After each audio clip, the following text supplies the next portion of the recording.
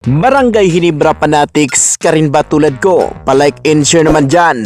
At kung pwede pakisubscribe na rin. Maraming salamat. Ito na yata ang pinakamagandang balita. Panigurado Barangay Ginebra fans matutuwa sa balitang ito. Super good news para kay Justin Brownlee.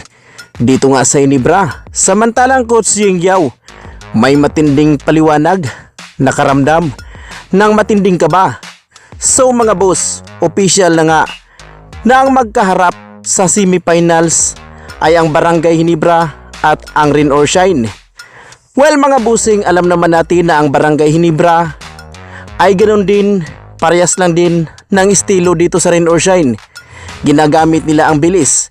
Kaya nga magkikipagsabayan itong si Coach Yeng Yao, itong Rain or Shine, na small ball ang kanilang gagamitin.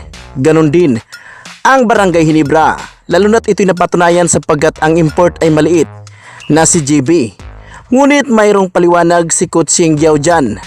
Inamin mismo nitong si Coach Yeng na hindi nga daw basta-bastang birong bakbakan ito.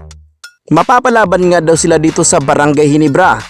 Aminado siya na nakaramdam siya ng kaba, pero gagawin nga daw nila ang lahat ng kanyang makakaya. Well mga boss, alam naman natin na ang Rain or Shine ay isa rin ito. Sa di kalibre, mabilis at malupit talaga ang mga player dito. Kaya para sa akin, mapapalaban din ng husto. Ang Barangay Ginebra dito, hindi pwedeng magpabaya. Samantalang ito na yata ang pinakamalupit na good news. Kung natatandaan natin itong huling bakbakan ng Barangay Ginebra kagabi, nakasagupa lang naman nila ang Phoenix kung saan ay hindi nga nakabalik laro si Justin Brownlee natapos ang buong laban sapagkat ito'y nagkaroon ng injury. Ngunit ayon sa pinaka-latest report mga busing, mayroong good news.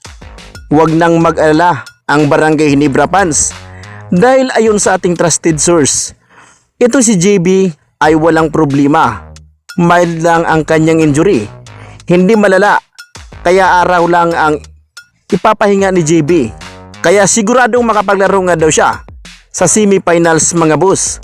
Well, para sa akin ay kailangan pa naman talaga itong si JB.